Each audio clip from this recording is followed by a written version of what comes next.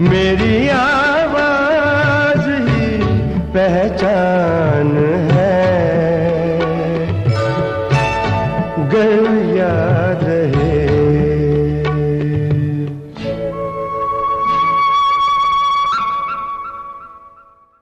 आज ई ब्लास्ट के इस टॉकिंग ट्यूसडे सेशन में मैं डॉक्टर महेश ग्रोवर आप सबका स्वागत करता हूं। मैं 90 बैच से हूं और आज हम मिलने जा रहे हैं एक ऐसी शख्सियत से जो सीनियर हो, जूनियर हो, बैचमेट्स हो, सभी के हर दिल अजीज हैं और मेरे भी दिल के बहुत करीब ये रहे हैं। डॉक्टर चंद्रशेखर 89 बैच से आपका बहुत बहुत स्वागत है बॉस। और हमारे साथ डॉक्टर मोनीश हैं, मेडिसिन में प्रैक्टिस करते हैं और मुरादाबाद में हैं, ये मेरे जूनियर बैच से हैं। और नितिन को तो सब लोग जान ही रहे हैं, नितिन 98 बैच से है और बहुत ही बढ़िया इसने शुरुआत करी है ये। तो बॉस आपका स्वागत है, बहुत बहुत मोस्ट वेलकम। बहुत सालों बाद आपसे मिल रहे हैं, बहुत अच्छा लग रहा है। वेलकम बॉस, ई ब्लास्ट के फोरम पे आपका स्वागत है। Thank you very much, so nice of you. और तुम लोगों ने मुझे इस लायक समझा कि तुमसे बात करने का मौका दिया, और मैं इसके लिए बहुत शुक्रगुजार हूँ तुम लोगों का। और एल.एल.आर.एम का कब से मतलब मुझे प्यार है एल.एल.आर.एम से, और मुझे एक और मौका मिला आप लोगों से रूबरू होने का, गुफ्तगू करने का, तो ये मेरी खुशनसीबी है कि आप लोगों ने मुझे वक्त दिया। क्या बात है बॉस। और मैं क्योंकि सबसे जूनियर हूँ और आप तीनों मेरे सीनियर हैं, तो आप तीनों को वेलकम ई ब्लास्ट के फोरम पे। तो बॉस सिलसिला शुरू करते हैं, बहुत मजा आने वाला है हमको। और चंद्रशेखर बॉस जो है बहुत वांटेड जो है सीनियर हैं हमारे, तो सिलसिला शुरू करते हैं। महेश बॉस, पहले सवाल से शुरू करते हैं। आप अपनी एल.एल.आर.एम से अब तक की जो जर्नी है बॉस, उस पर थोड़ा सा प्रकाश डालें। आप कैसे कैसे क्या क्या आपके रहा, कैसा सफर रहा, कितना सुहाना रहा, क्या क्या आपने अचीव किया? यार एल.एल.आर.एम का तो जो पार्ट था मेरे लिए, मेरे जीवन का स्वर्णिम काल था, अविस्मरणीय पीरियड है मेरे जीवन का। वो सपनों का सा जीवन था यार वहाँ पे। अब से करीब 34 साल पहले 1989 में मेरा वहाँ पे सिलेक्शन हुआ, लेकिन मैं अभी तक भी वहाँ से निकल नहीं पाया हूँ और मुझे इसका कोई मलाल भी नहीं है। इस एल.एल.आर.एम के प्यार में मैं लगातार फेल होते रहना चाहता हूँ, जैसे ताउम्र मैं उसका एक हिस्सा बना। क्या बात है जर्नी, मेमोरेबल जर्नी मेरी, स्वर्णिम काल था मेरे जीवन का। एल.एल.आर.एम का तो था ही बॉस, उसके बाद जो आपका ये टाइम गुजरा उसके बारे में कुछ जानना चाह रहे हैं कि कैसे? पीजी भी वहीं से किया था, 9 साल में वहीं पे था। उसके बाद वो पीरियड ऐसा था कि सीनियर्स आपके लिए नेक्स्ट टू फादर होते हुआ करते थे, और उन्होंने ये गाइड किया कि अगर तुम्हें प्राइवेट प्रैक्टिस में जाना है तो यही टाइम है कि जितना सीखना है सीख ले। तो उसके बाद मैं भिलाई रहा 2-3 साल एज एसआर, वहाँ से डीएनबी भी करा मैंने। वहाँ से टुवर्ड साउथ है वो, तो साउथ की तरफ का वर्क कल्चर सीखने को मिला। यहाँ नॉर्थ में है, मुरादाबाद दिल्ली के पास पड़ता है। फिर मैं मुंबई चला गया। मुंबई में जो टीचर जिस चीज़ के लिए फेमस थे, जैसे डॉक्टर कीर्तने थे, वो functional endoscopic sinus surgery, cochlear implant पे काम कर रहे थे, उसका मौका मिला। उसके बाद 2001 से प्राइवेट प्रैक्टिस में आया और अभी 20-21 साल से मुरादाबाद में एज एन ईएनटी सर्जन काम कर रहा हूं। बहुत बढ़िया बॉस, मुंबई जैसे बॉस, बहुत बढ़िया। चलिए वापस आपको एल.एल.आर.एम में ले चलते हैं। मोनीश बॉस लेके आ रहे हैं आपको बिल्कुल मजेदार जो है सवाल है ये, और हम चाहेंगे कि आपके कुछ किस्से निकल के आएंगे इस सवाल में से। 2 महीने से मैं हाथ नहीं आ रहा था। मोनीश ही वो शख्स है जिनसे डरा हुआ हूं मैं अंदर तक। अरे नहीं बॉस, मैं तो शरीफ आदमी हूँ, आपको मालूम है हमेशा से। मेरी शराफत मुझे मालूम है, इसलिए तो मेरी रूह कांप रही है।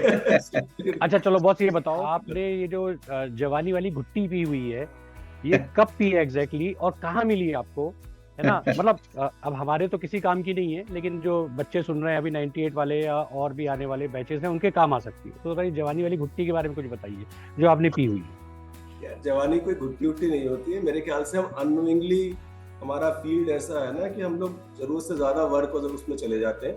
मुझे ऐसा लगता है कि जैसे भाई मैं बोल ही रहा था कि जो आपकी फील्ड है, पहले लर्न करने के लिए अच्छे से लर्न कीजिए, उसमें एक्सेल भी कीजिए। वो आपको एक सुकून देती है, दिल को सुकून देती है वो करने के लिए। लेकिन मैं जो फॉलो कर रहा हूँ, जो मेरे लिए अभी तक काम कर रहा है, मिनिमलिस्ट होना चाहिए। अब अगर हम अपनी इच्छाएं बहुत ज्यादा नहीं रखेंगे ना, तो जमीर में दम रहेगा और जिंदगी जीने के लिए टाइम मिल जाता है। और इच्छाएं ज्यादा बड़ी कर लेंगे हम करने के लिए, तो फिर जिंदगी कट सी जाती है। और अगर स्ट्रेस कम रहेगा तो शायद जो है आप रिलेटिवली बेटर।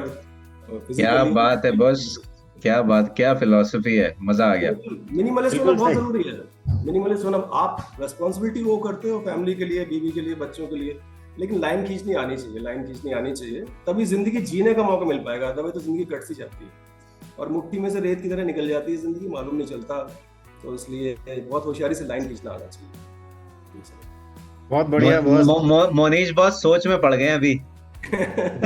मगर मेरी घुट्टी वाला जवाब अभी तक मुझे नहीं मिला। मैं वही बोलूँगा, अगर आपके स्ट्रेस लेवल कम रहेंगे, आप जिंदगी जीते हुए से रहोगे, तो शायद आप फिजिकली उन्होंने नाम बोल दिया बस अपनी घुट्टी का, मिनिमलिस्ट घुट्टी। हाँ, मिनिमलिस्ट मैं बोल रहा हूँ, मैं तो 20 साल से फॉलो कर रहा हूँ उस चीज के लिए। अपनी फील्ड में एक्सेल करना है आपको, लेकिन लाइन खींचनी है। Sky is the limit money के लिए, तो आपको लाइन खींचनी आनी चाहिए। आप फैमिली की रिस्पॉन्सिबिलिटीज पूरी करते रहो, लेकिन जिंदगी जीते चलो, वरना जिंदगी ऐसे निकल जाएगी, कट सी जाती है। मनीष बहुत सवाल पूछ लिया जाए अब। ओके, मेरा ही नंबर है। ओके, तो बॉस ये बताओ कि कॉलेज टाइम में आपने सब कुछ किया, मतलब एज ए सीनियर हम आपकी तरफ देखते थे, वाह यार, मतलब बंदा हो तो ऐसा हो, मतलब उषा शर्मा के बराबर में चंद्रशेखर बॉस खड़े होते थे, ठीक है, कहीं ड्रामा पार्टी हो तो चंदू बॉस खड़े होते थे, कहीं गेम चल रहे हो तो चंदू बॉस होते थे। तो बॉस कोई, आपने सब कुछ किया, कोई एक ऐसी चीज जो आप ना कर पाए हो, आपको अभी भी अफसोस हो कि यार कॉलेज में मैं ये नहीं कर पाया और दोबारा मौका मिले तो आप करो? नहीं यार, प्रयास करते रहना चाहिए, बाकी जो मिल जाए वो ले लो, और जो नहीं मिले उसके लिए मलाल करने की तो जरूरत होती नहीं है। मैं तो बहुत फॉर्चुनेट रहा हूँ, मेरे आसपास मेरे फ्रेंड सर्कल, मेरा सपोर्टिव सिस्टम इतना बड़ा था कि ऑलमोस्ट, मतलब मुझे ऐसा कुछ मलाल नहीं रहा कि मैंने ये चीज़ नहीं की। SMCT नहीं खेल पाया कॉलेज टाइम में, क्योंकि खेल रहा होता जो उस टाइम कुछ साल हुआ ही नहीं SMCT, तो आप क्या, उसका ही मलाल नहीं है। मैं LLRM खेलने जा रहा हूँ पिछले 7-8 साल से इनिशियल, उससे तो मलाल किसी चीज़ का नहीं है। और मुझे जितना मैं डिजर्व करता था, सच्ची बोल रहा हूँ, उससे ज़्यादा मुझे दिया कॉलेज ने, दिया उस कॉलेज के लिए। तो बॉस मैं एक आपकी बात काट रहा हूँ, मैं एक, मुझे ऐसा याद पड़ रहा है कि आपने मुझे कभी बताया था आपने एक बार बड़ी हिम्मत दिखा के, मतलब कुछ ऐसा था, कुछ मतलब आवारा टाइप के लड़के किसी लड़की को परेशान कर रहे थे कॉलेज की, तो आपने जाके हीरो की तरह मतलब उन लोगों से फाइट की थी, तो उसके बारे में बताइए। मोनिस, मुझे साल ठीक से याद नहीं आ रहा है, कॉलेज के गेट के बाहर था मैं, और पतला दुबला सा ही हुआ करता था, कॉलेज गया था 48-50 किलो का था उस टाइम पर। फोटो में भी मेन गेट के सामने ही अपने कॉलेज की 2 लड़कियां थी, उनको 2 लोग छेड़ रहे थे और कोई बोल नहीं रहा था उसमें वो करने के लिए। उसने जब उसने लिमिट क्रॉस दुपट्टा सा खींचा तो मैं जाके उनसे भिड़ गया, अकेला था, वो 2 लोग थे वहाँ करने के लिए। और मुझे ऐसा लगता है आप सही कॉज के लिए लड़ो तो लोग आ भी जाते हैं। तो मार पिटाई शुरू कर दी, जिस समय जान होती थी नहीं, तो उछल के मार रहे हो, लिगामेंटल इंजरी मार उसमें हो गई वो करने के लिए। तो मोनिस ने मुझसे पूछा, नितिन, महेश, कि वो कौन लड़कियां थी जिनके लिए आप, इनको इस बात से मतलब नहीं है कि बोले वो लड़कियां कौन थी जिनके लिए आप लड़के। मैंने कहा मुझे लड़कियों को पता नहीं। अच्छा, वहाँ पे शोर शराबा हुआ कॉलेज के मेन गेट, समझ गए, जहाँ हॉस्पिटल सामने सड़क पे हो रहा है, सड़क पे हो रहा है, अक्रॉस द रोड हुआ, लड़ते लड़ते मारते पीटते सब लोग बीच सड़क पे आ गए वो करने के लिए। आसपास के और लोग भी आ गए, कॉलेज के लोग भी आ ही जाते हैं, जब एक चीज शुरू होती है लोग इकट्ठे हो जाते हैं हेल्प करने के लिए। वो लड़कियां बेचारी वैसी डरी हुई थी, वो घबरा के चली गई वहां से। तो मुझे इतना कोई मैंने मुझे पूछा कौन थी, मुझे आज तक पता नहीं कि मैंने किन लड़कियों के लिए लड़ा था, किन लड़कियों के लिए मेरे हाथ में प्लास्टर लगा, लेकिन मुझे लगा कि मैं सही कॉज के लिए लड़ रहा हूँ। तो जो है वो बॉस की पर्सनैलिटी लश्कारे मार रही है तो मेरी आंखें चुंधिया रही है, मैंने चश्मा लगा लिया। अच्छा चंदू बॉस, हमारा ये सवाल रह गया कि कॉलेज टाइम में हमने जो है सारे seniors means even 66 batch onwards जो लोग आए थे, क्योंकि 66 फर्स्ट बैच था, तो हमने रैगिंग के बारे में जरूर पूछा है सबसे। तो कोई ऐसी आपकी जो है याददाश्त में कुछ ऐसी घटना जो बहुत इंटरेस्टिंग हो, मजेदार हो, वो अगर आप शेयर करना चाहें तो। जरूर। एक्चुअली क्या रहता है कि मैं बोला मैं लकी रहा हूँ बहुत सारी चीज़ों में, और डेस्टाइन थे कुछ चीज़ें ऐसी कि जो आपके फेवर में होती चली गई। इनिशियल डेज ही थे, बाल उस समय छोटे कर दिया था, मुझे पता नहीं, बिल्कुल जरा से बाल, तेल यहाँ से हमारे टपकता हुआ रहता था, बच्चा पार्क में रहा करता था वहाँ से। तो कॉलेज में आप 6 महीने लड़के तो कम से कम रह नहीं सकते थे, हार्डली 10-15 दिन हुए होंगे। उसमें एक किस्सा हुआ था, उसमें तो मैं रैगिंग से कैसे बचा। हालांकि रैगिंग बड़ी, उसमें रिकॉर्ड बनते थे कि 2 परफोरेशन हुए, स्पाइन में इंजरी आई, कितनों की टांग टूटी, इस तरह की। मोनिस याद है महेश, उस तरह के रिकॉर्ड बना करते थे। हाँ, सब छतों से कूदते थे लोग, छतों से कूदते। मेरे बैच में अफोर्ड करके लड़का था, वो उसका बड़ा इंटरेस्टिंग किस्सा था। वो पहली मंजिल से कूदा, उसका पैर टूटा था, पहली मंजिल से कूदा, तो कूदने के बाद बोला यार मुझे लगा कि जमीन क्यों नहीं आ रही है, जमीन क्यों नहीं आ रही है। पता चला घबराहट पहली मंजिल, वो दूसरी मंजिल से कूदा था, तो जमीन इसलिए हड्डी चटक के बोला यार कूदा पहली मंजिल से, मैं जमीन क्यों नहीं आ रही है इतनी देर तक। जमीन इसलिए नहीं आ रही थी, वो दूसरी से कूदा था। अच्छा मैं उस बात पे आता हूँ। तो बच्चा पार्क से हम लोग चढ़ा करते, बच्चा पार्क से और भी कई लोग, काफी लोग वहाँ चढ़ा करते थे, जो डे स्कॉलर्स थे और हम लोग भी वहाँ रहते थे। वहाँ पे भी सेम ही उससे मिलता जुलता किस्सा हुआ। मेरी बैचमेट को कुछ लोग छेड़ते हुए थे बस में, एक बस कंडक्टर था, एक और चीज़ था। तो अब उससे रुका नहीं गया और मैंने उसको पीट किया। पीटने के बाद जो था, एक और बहुत सीनियर शायद पीजी होंगे, मुझे नाम उनका मालूम ही नहीं, वो मेरी हेल्प को आ गया, हमने बस वालों को पीट लिया। वो किस्सा आग की तरह वायरल हो गया, कॉलेज में वायरल हो गया कि 10-12 दिन हुए वो लड़के ने उसे वो पीट दिया। पीटने के बाद वो कॉलेज में काइंड ऑफ हीरो टाइप के आप बन गए कि उस लड़के की अब रैगिंग नहीं होगी। जितने अच्छा वो जो बस वाले थे ना नितिन, वो ऐसा मॉब बना के रहते थे, ग्रुप में बसें चल रही हैं और एक साथ इकट्ठे हो रहे हैं, वो करके उस तरह का महेश माहौल रहा करता था उस समय करने के लिए। तो मुझे ये छूट मिली कि बस कोई रैगिंग करने को आए तो बता देना, सर मैं चंद्रशेखर हूँ, मैं चंद्रशेखर हूँ, ऐसा करके उछल उछल के बता देना, वो करके तो कोई रैगिंग नहीं। तो फॉर्चुनेटली वो रैगिंग मेरी कुछ नहीं। हाँ, खुद से अपनी रैगिंग मैंने करी थी उस टाइम पे। होता ये था कि लेक्चर थिएटर से हम लोग को डीएच में जाना होता था, तो डीएच के सामने एक कॉरिडोर हुआ करता था। कॉरिडोर में सब ऐसे ही थर्ड बटन होके और बिल्कुल ऐसे दबे कि अब बली चढ़ी टाइप से माहौल रहता था उस टाइम करने के लिए। तो मैं खुद ही चिल्लाता था, खुद ही मुर्गा बन जाता था, मुर्गा बन जाओ सालो, ऐसे करके सारे मुर्गा बन गया करके हम खुद ही मुर्गा बन गए, खुद ही मुर्गा।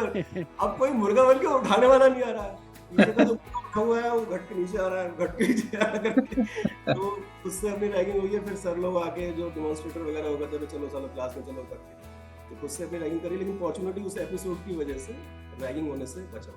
क्या बात है। बस मन में एक सवाल बॉस के लिए है। बिल्कुल बिल्कुल। क्वेश्चन नंबर 3 तो नहीं है, लेकिन बॉस उस पर प्रकाश डालेंगे तो बड़ा मजा आएगा। मूवीज में बॉस एक सीन दिखाते हैं, एक शबनम नाम की लड़की होती है। मैं आपको झुक के सलाम करता हूँ पहले तो, मेरे पास हाँ बताएं सर, मैं उस पर सलाम करने का जी करा, मैंने कर लेता हूँ। दो पागल होते हैं, एक जिससे उसकी शादी हो जाती है कि ये वो इसलिए पागल हुआ क्योंकि इससे इसकी शादी हो गई। एक इसलिए पागल था जिसकी उससे शादी नहीं हुई थी शबनम की। तो जिससे प्यार करते हैं उससे शादी अगर हो जाती है तो कैसा एक्सपीरियंस रहता है बस? यार मेरी काइंड ऑफ लव मैरिज ही है, 24 साल हो गए मेरे, सब कुछ बढ़िया चल रहा है। इससे ज्यादा कुछ, मैं एसआरशिप कर रहा था पोस्ट पीजी, तब मेरी वहाँ मुलाकात हुई थी। लव कम अरेंज टाइप की मैरिज। ओके। तो नागपुर से पढ़े, जीएमसी नागपुर। Okay okay. मुझे पता है ना, तो मैं इसीलिए पूछ रहा था कि शबनम से शादी होने का मतलब।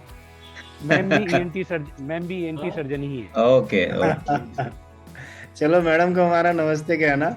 इंटरव्यू का अगला सवाल पूछते हैं बॉस। आपके यार दोस्त, क्योंकि आप चर्चित पर्सनैलिटी रहे थे और सब जगह चंदू बॉस ही होता था, तो यार दोस्त तो आपके थे ही। तो यारों दोस्तों से जुड़ा कोई किस्सा हमें अगर आप बताओगे तो बहुत बढ़िया लगेगा, उस दौरान का कोई इंटरेस्टिंग था।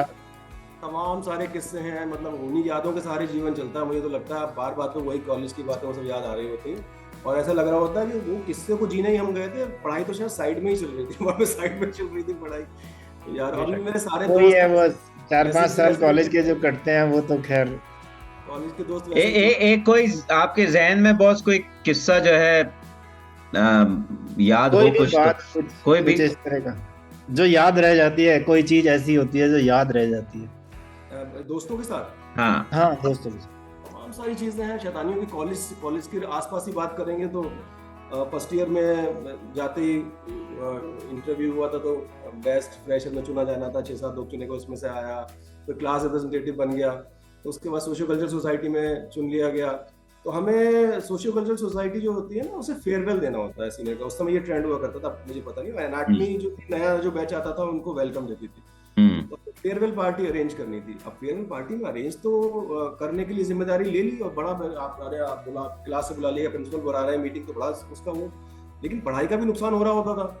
तो मेरा दोस्त था संजय दीक्षित करके, अच्छा गाना गाता है वो। तो अब हमें दोनों को ये मलाल की यार ये तो हम तो यहाँ तैयारी में लगे हुए हैं सुबह को, ये लोग तो पढ़ाई चल रही है। तो बोले साला पढ़ाई डिस्टर्ब करते हैं, पढ़ाई यार तू मरवाएगा वैसे ही तो करके। बोले नहीं हारमोनियम पकड़। हम लोग हारमोनियम पकड़ के फिजियोलॉजी क्लास टीचर का नाम नहीं बोलना चाहता, तो वहाँ पे जाके जैसे क्लास शुरू होती थी वहाँ हारमोनियम बजाया करते थे, वहाँ जाके हारमोनियम बजाया था। फिर वो टीचर निकल के बाहर आ रहे हैं तो वो पूरे टाइम वही काम चलता रहता था, क्लास होने नहीं देते थे वो करने के लिए।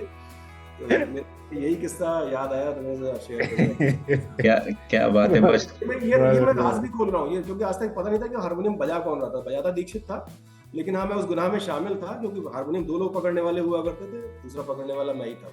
मुलाकात है बॉस दीक्षित बहुत से अभी? दीक्षित मिला मैं तो, मतलब कितने 20 सालों के बाद यहाँ पे ओएसए में गया था। ओएसए देखो कितना बड़ा मंच है हम लोग से मिलाने का, और मतलब दिल से दिल की रहा, देख भी रहा, बोल भी नहीं रहा, लेकिन बस दिल।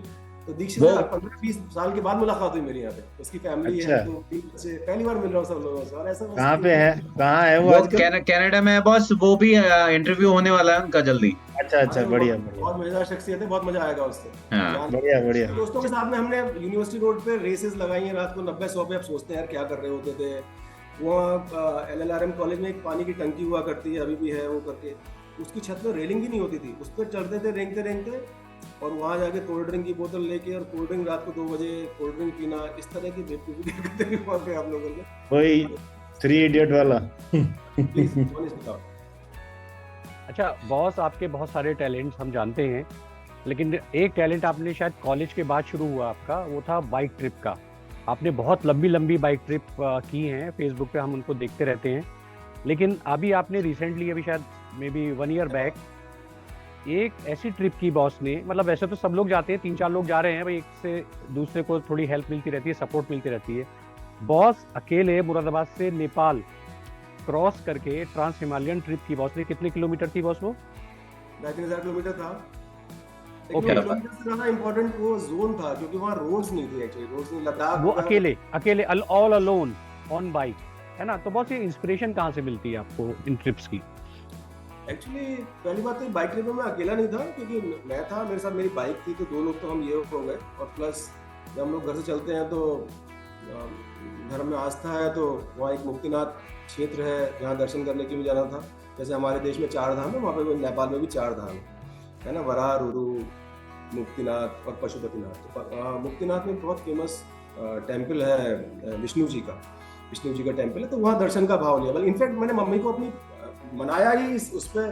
पहले हम लोग, सच्ची बात है, अकेले सोलो ट्रिप थी नहीं, अक्रॉस द कंट्री जाना था, बहुत मुश्किल रास्ते थे, मैप्स नहीं थे, क्योंकि चाइना से बॉर्डर लगता है, तो गूगल पे मैप्स अलाउड नहीं है वहाँ पे उसके उस एरिया के। तो मैं यहाँ के जो पंडित हैं मंदिरों में, उनसे मिला, उनसे करके मैप हाथ से बना कर।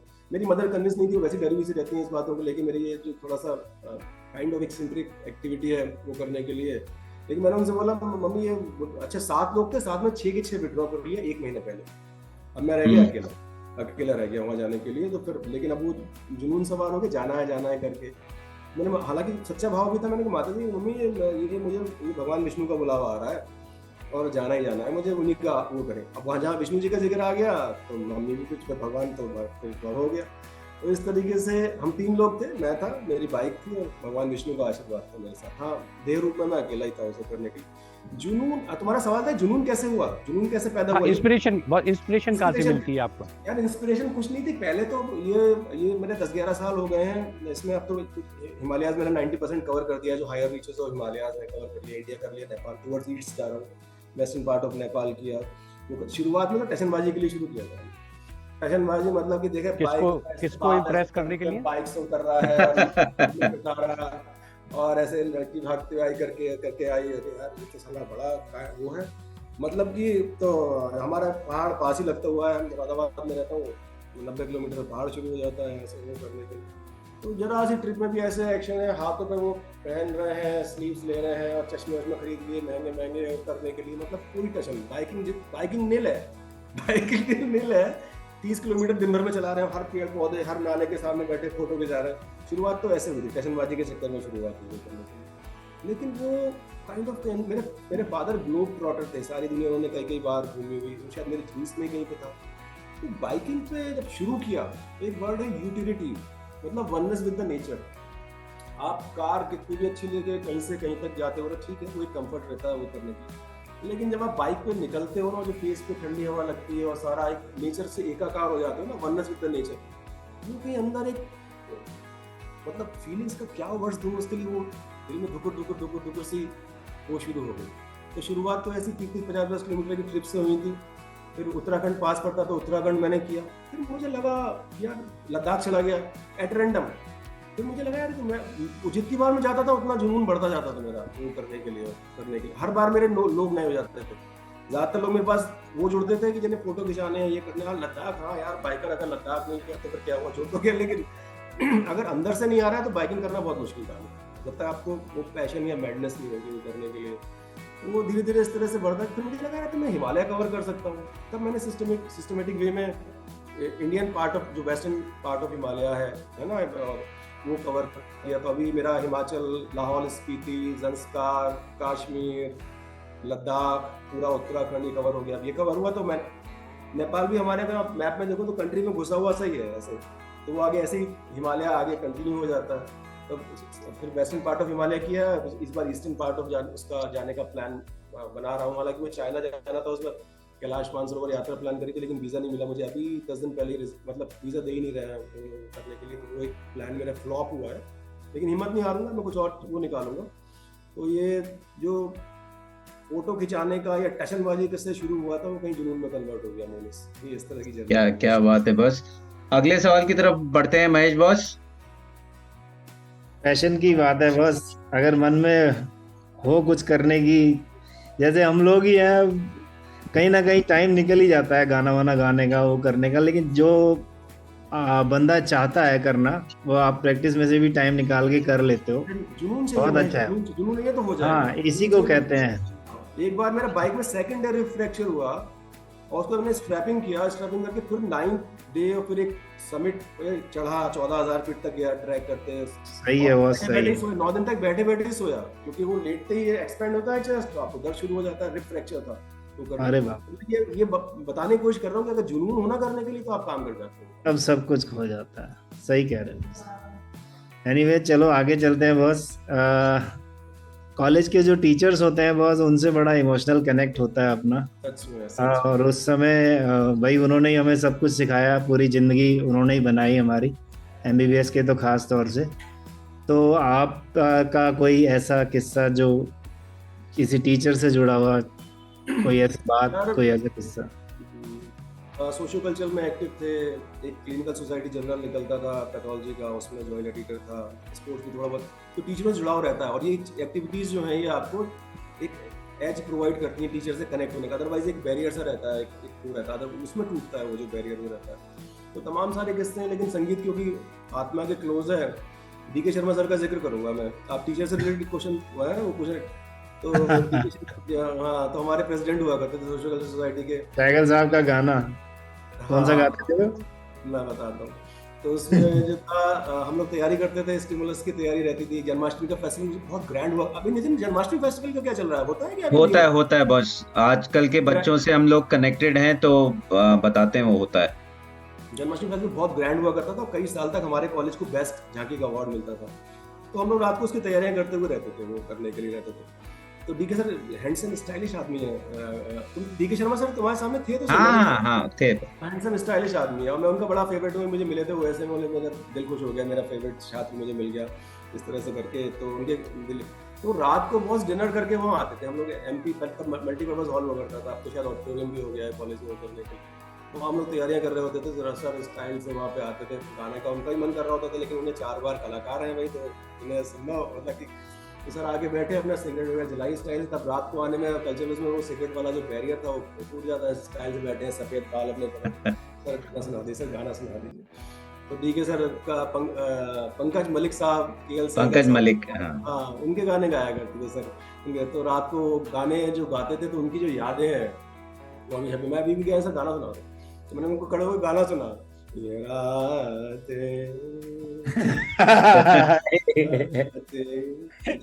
मौसम, ये हंसना हंसाना, ये रात।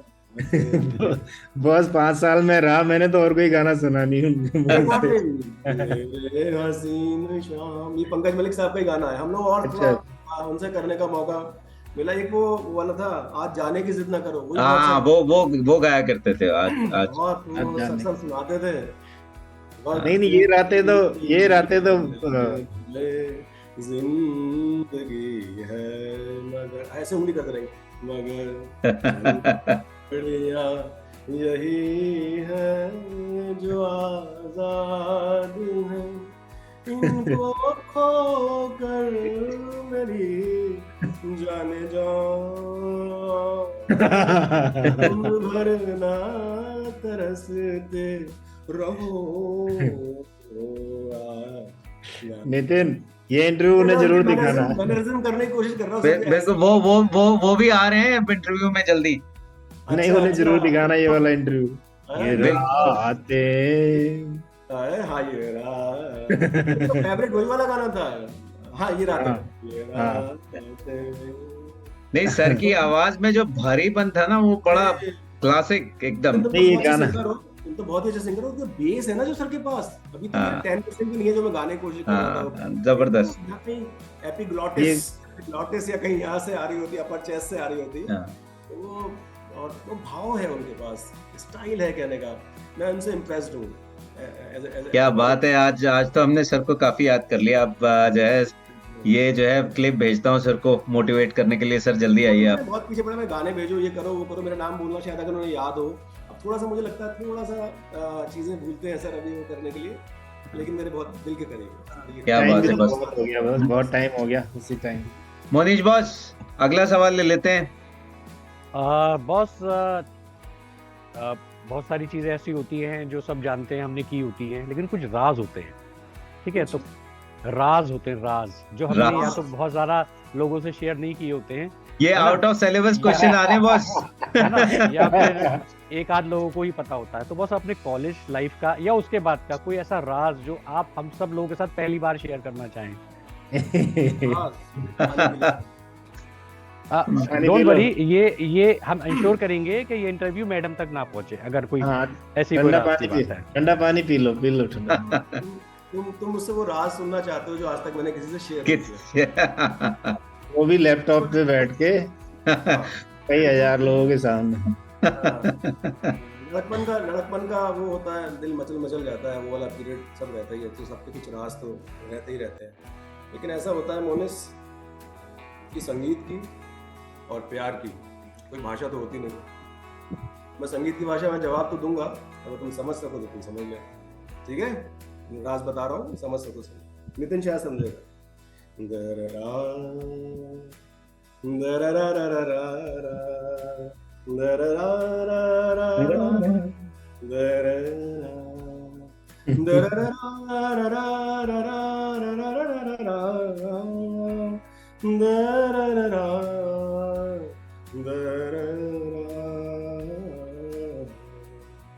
समझ में आया?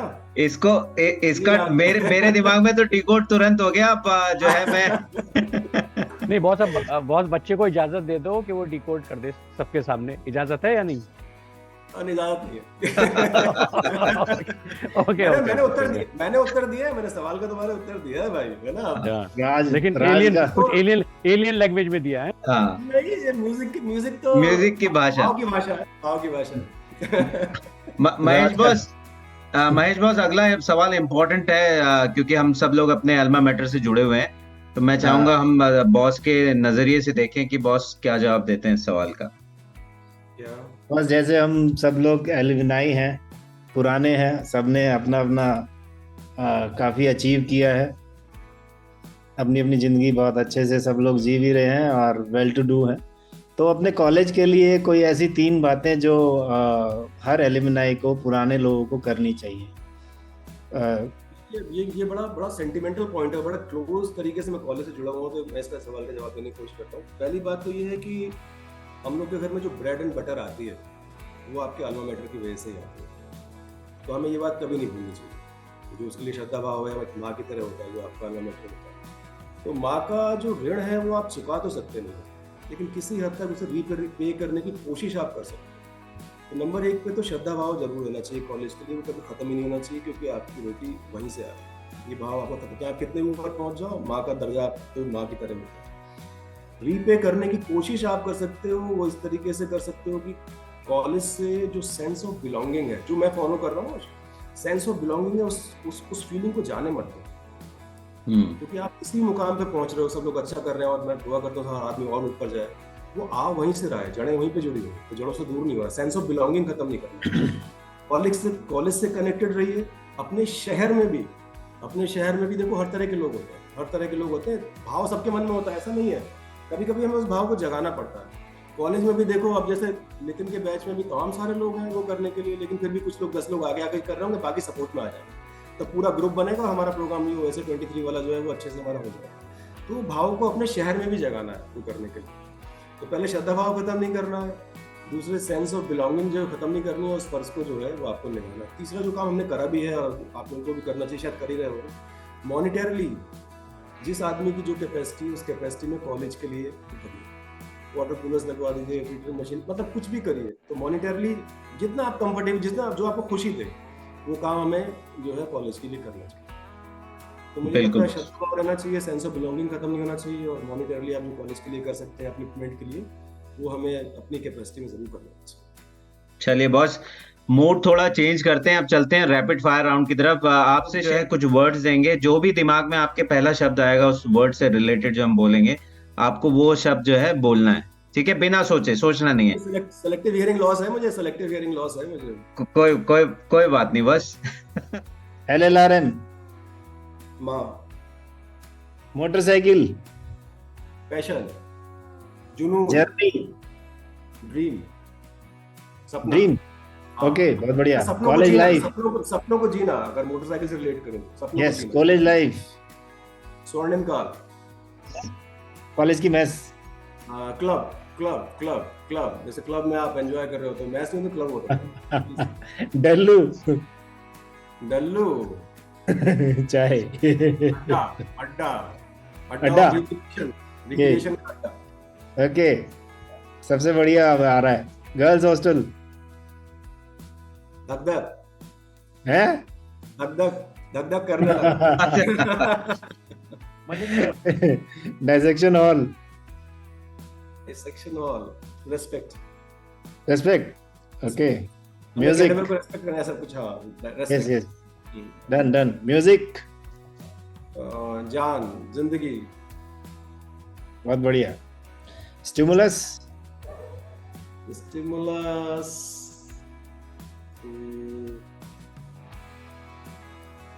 सेंटर ऑफ क्रिएटिविटी, बहुत सारी चीजें नहीं करी मैंने वहां पर, बहुत सारी चीजें नहीं। और LLMites, भाई, ब्रदर, एकदम से भाई आता है दिमाग में। Okay, Malik sir, father figure. Favourite teacher, Malik sir. Favourite junior, 3, मोनेस, Mahesh, Nitin. Very smart boss, very smart. Favourite senior, Pawan Varshney. बहुत सारे हैं, एक नाम लेना है तो पवन वार्ष्णेय बॉस के लिए। पवन बॉस भी आपको बहुत बहुत प्यार करते हैं बॉस, मजेदार। अच्छा, ये बढ़िया question boss, BLT of your time. BLT मतलब मेरे बैच की? हाँ, बैच की होती है। नजर तो पूरी Preeti Chandra, okay. Favourite pastime in college? Pastime दोस्तों के साथ गपशप, घूमना, मस्ती करना। Favourite musical instrument? फ्लूट।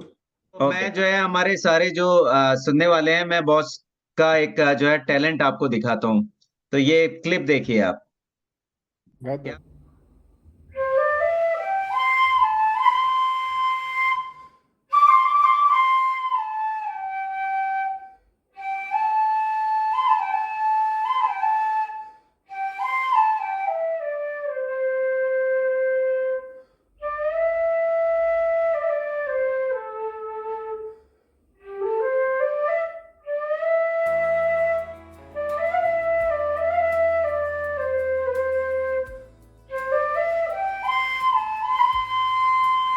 बात है बॉस, क्या फ्लूट बजाई है, वाह, मजा आ गया। तुम तो बहुत अच्छा बजाते हो नितिन, मुझे पता चला। तो कुछ भी नहीं है, हमारा कमेंट भी पढ़ा था नितिन, मैंने। कौन सा? अच्छा, राधा की वजह से हुआ है ये। बिल्कुल बिल्कुल। अच्छा बॉस, फेवरेट ड्रिंक?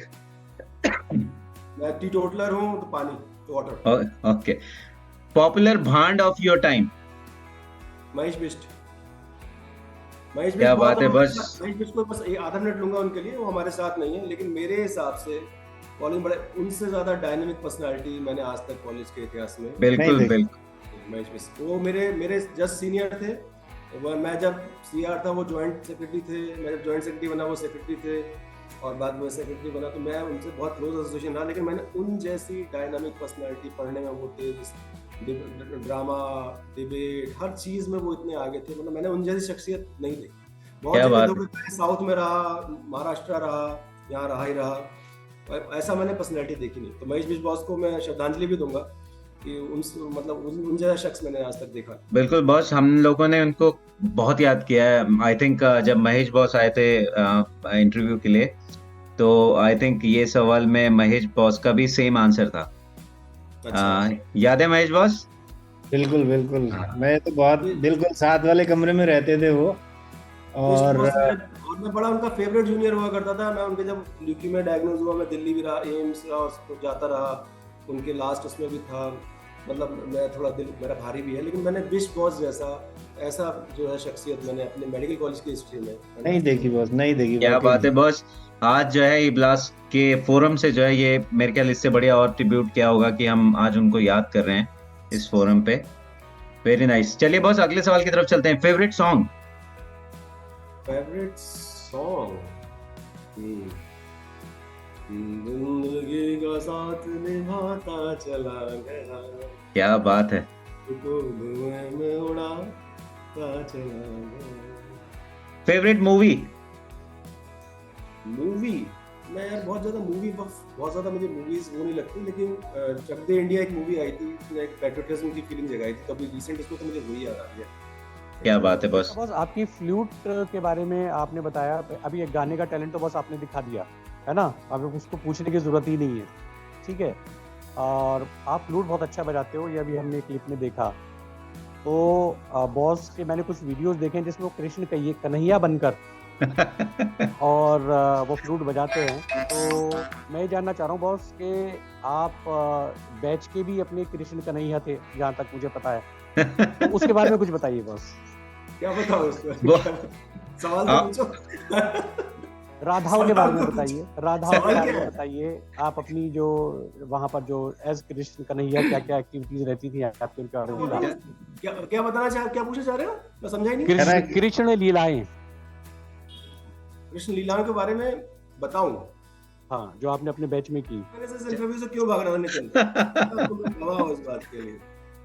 तो मोनिस, तुम अपने 2 पल की खुशी के लिए मेरी जिंदगी में चरस कर देना चाहते हो। अगर मेरी बीवी ने तुम्हारा ये जवाब सुन लिया तो मेरी बन जाएगी रेलगाड़ी। मैडम को सादा 13 नंबर ही लगा के मैडम को मना लेंगे, आप चिंता मत करो। मैंने जवाब दे दिया। तुम अपने 2 पल की खुशी के लिए मेरी जिंदगी में चरस नहीं कर सकते। चरस नहीं बो सकते। अकेले में पूछ लेना यार कब। चलो बॉस, मोनिश बॉस वाले जो चरस के बीच वापस ले लेता हूँ। हाँ नहीं वापस मत लो, हमने जवाब दे दिया। जवाब दे। मोनिश बॉस, अच्छा चंदू बॉस ये बताइए, आप ब्लास्ट मैगजीन आपके टाइम पे थी? हाँ ब्लास्ट उससे आप कैसे जुड़े थे, ये थोड़ा सा बताइए। ब्लास्ट मैगजीन का मैं बहुत इंटीग्रल पार्ट हुआ करता था। एक नरोत्रा बॉस है बरेली में, आजकल वो निकालते थे, कदौलिया बॉस हैं वो थे, मुझे अच्छे से याद है। सोमेश मेहरोत्रा बॉस ना? सोमेश बॉस, तो उनकी टीम का एक इंटीग्रल पार्ट हुआ करता था। और उस समय मैगजीन निकालना मतलब कि बहुत पैशन, जुनून, और उन लोगों से सीखा भी मैंने कैसे वो एक चीज लिखनी पड़ती थी, एक मास्टर कॉपी बनानी पड़ती थी नितिन उस चीज के लिए, सेगमेंट में डिवाइड करके। बिल्कुल बन रहे हैं, हाथ से कार्टून बन रहे हैं। ये लोग के नाम मुझे इसलिए याद है कि ये लोग बहुत अच्छे आर्टिस्ट थे, सोमेश बॉस, सपलिया बॉस। तो एक वो फिर भरे जाते थे, नीचे वॉलंटियर्स की टीम बनाते थे हम लोग, वो जाके ऐड लाते थे। और वो ऐड तो नहीं, लोग क्या बोलते थे उसको नितिन, वो जो एनकाउंटर्स अरे बॉस, वो पूरे रात चाय की चुस्कियों का दौर, और सुबह तक वो पूरी रात हम सोते नहीं थे जब ब्लास्ट निकलनी होती थी। सुबह जाके एक मास्टर कॉपी बनती थी, फिर उसकी वो फोटो कॉपी वो कर, फिर उसे डिस्ट्रीब्यूट करना होता था कॉलेज में। तो ब्लास्ट जो है मेरे दिल के करीब रही है, और एक दुखद वो भी रहा। सारी ब्लास्ट मैंने इकट्ठी करके रखी, सब करके रखी, सारा एक कॉपी मेरे पास थी। कॉलेज से गया, इधर उधर रहा, मुंबई रहा, यहाँ रहा, वहाँ सब। और जब मेरी शादी के बाद मेरी वाइफ ने क्या पुराने वो रखे, उन्होंने सारा करके कर दिया। उसके बाद में उस रद्दी वाले के घर पहुंचा, मैंने स्टाफ दौड़ा दिया, मैंने कहा भाई मुझे कॉफी लास्ट 10 रुपए किलो बेचते हैं। हाँ यार, पैसे सारे अरमान 10 रुपए किलो बेच दिए। अरे भाई बहुत उसमें मतलब कि वो अननोइंगली हुई मिस्टेक थी, आप उसको कुछ कर नहीं सकते। अच्छा बस इसी को ना मैं जोड़ता हूँ, क्योंकि आपने इनकाउंटर की बात की, तो इनकाउंटर्स जो है बड़े पॉपुलर जो है सेक्शन हुआ करता था, तो हमने जो है ब्लास्ट को बेसिकली कन्वर्ट कर दिया ई ब्लास्ट में, है ना। तो इसमें सारे सेक्शंस जो हैं वही हैं, इसमें इनकाउंटर्स का भी सेक्शन है। तो हम जो है अगला सवाल महेश बॉस आप इसको लीजिए, और जो है जानना चाहेंगे बॉस का क्या ख्याल है इस जो है चेंज के बारे में। क्लास टीम जो ये कर रही है with the leadership of Nitin, इसके लिए आप कोई सुझाव देना चाहो बॉस, कोई बहुत ऐसा कुछ जो और अच्छा ये कर सके? सुझाव है ना, पहले तो नितिन और इसकी जो टीम जो काम कर रही है बहुत बड़ा काम है, बहुत बड़ा काम है, और इनको तहे दिल से मुबारकबाद देता हूँ और ब्लेसिंग्स देता हूँ इसे करने के लिए। बड़ा गट्स चाहिए आपको, अपने जो डे टू डे काम है वो भी करने हैं, उसके भी चीज़ों को मैनेज करना है, और वो जो ज़ील है ना वो कंटिन्यूसली आपको चला के रखनी है, लागू करके रखनी है राउंड द ईयर आपको, जब तक ये प्रोग्राम नहीं ये चला और आगे भी नेक्स्ट में। तो इस बात के लिए ये लोग साधुवाद के पात्र हैं इस चीज़ के लिए। बाकी मेरे हिसाब से जो ई ब्लास्ट का शुरू किया गया है 98 बैच द्वारा, ये सही दिशा में लिया गया कदम है, और ये एक बेहतरीन जर्नी की क्या कहना चाहिए महकती हुई शुरुआत है, और इसकी महक जो है ना बहुत दूर तक जाएगी। मेरी हार्दिक शुभकामनाएं, बहुत अच्छा काम कर रहे हैं, और मैं दिल से दुआ करता हूँ कि इस तरह से इसको आगे बढ़ाएं। बेहतरीन। Thank you boss, thank you so much. और हमारा इंटरव्यू अब आखिरी पड़ाव पे पहुंच गया है, तो मोनिश बॉस मैं चाहूंगा ये सवाल आप लें और एक जो है इसका बढ़िया सा जवाब सुने बॉस के माध्यम से। बॉस अच्छा बॉस, अब लास्ट में इंटरव्यू में एक बात ही पूछना चाहूंगा कि OSA 2023 के लिए सभी लाला माइट्स को जो देश में भी हैं विदेश में भी हैं, उनके लिए कोई अपील, कोई मैसेज बॉस जो आप देना चाहो? मैं समझा नहीं, शुरू वाला पार्ट तो मैं समझ ही नहीं पाया, आपने क्या पूछा बोले प्लीज। बॉस जो OSA 2023 में होने वाला है, जो 98 बैच करा रहा है, इसके लिए आप सारे जो दुनिया भर में फैले हुए हमारे लाला माइट्स हैं, देश में हैं विदेश में हैं या कहीं पर भी हैं, उनके लिए बस कोई अपील करना चाहोगे आप, या उनको कोई मैसेज देना चाहोगे इस OSA के लिए? वैसे मैं बहुत दिल से मेरा कनेक्ट हो गया है नितिन, इन लोगों से बात करके। कल मैंने एक सॉन्ग भी बनाया था, नितिन को मैंने भेजा, उसके लिए थोड़ा मॉडिफाई करा, किशोर दा का एक सॉन्ग था वो करने के लिए, सुन रहा था उन लोगों को करने के लिए। बाकी मैं फिर से उसी बात पे आऊँगा मैं कि ज़िंदगी बहुत छोटी है, मुट्ठी में से रेत की तरह फिसल जाती है, तो आपस में मिलते रहिए, क्योंकि वो बाकी डे टू डे एक्टिविटीज़ तो वैसे ही चलेंगी। तो पिछले कई सालों से OSA कंटिन्यूसली मैं पार्ट रहता हूँ, वो फील रहती है, वो जो खुशियाँ लेके आता हूँ, मेरी बैटरी रिचार्ज हो जाती है अगले कुछ उसके लिए, फिर नया OSA आता है, उसकी तैयारियाँ सुनता हूँ, देखता हूँ, महसूस करता हूँ वो करने के लिए।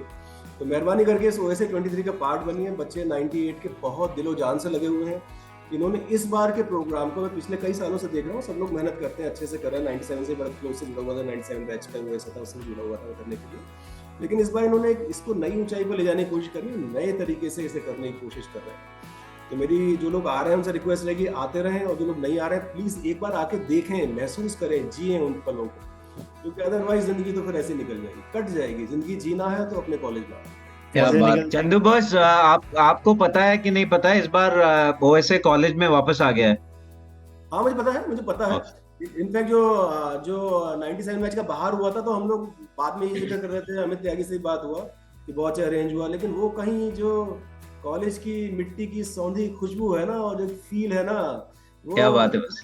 अच्छा मैं तो दारू वारू पीता नहीं, मुझे कुछ वो नहीं है उतना ज्यादा, तो मैंने कहा यार दारू की वजह से साला प्रोग्राम बाहर जा रहा है, काय को यार कॉलेज में कर लो, दारू घर पे पी लेना यार कुछ। तो दारू एक शायद वो फैक्टर था जो चलता था ना, मुझे पता नहीं है अल्कोहल इस बार अलाउड है नहीं अलाउड है वो करने के लिए शायद।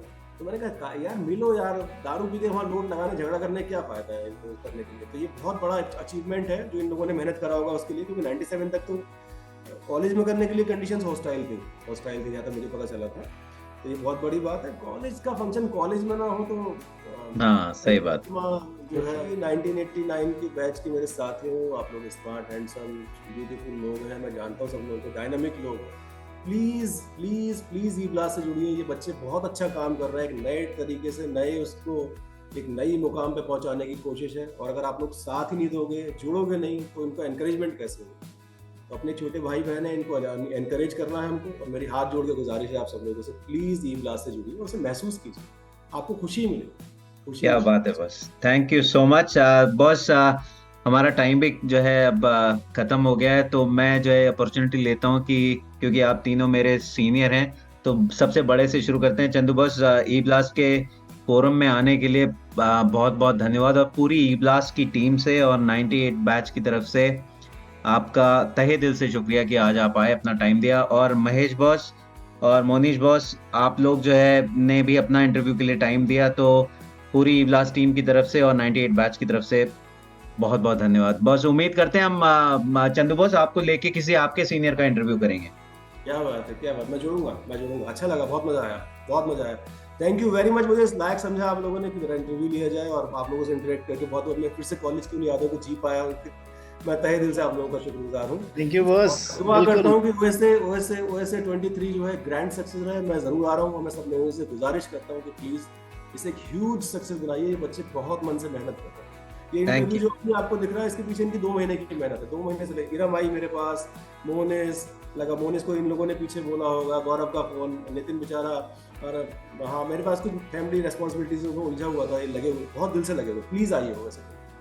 Thank you boss. Okay Mahesh boss, Monish boss, bye bye. Bye Nitin, bye. God bless you, all the best for the OSA। और भाई हर फिक्र को धुएं में उड़ाता चला गया।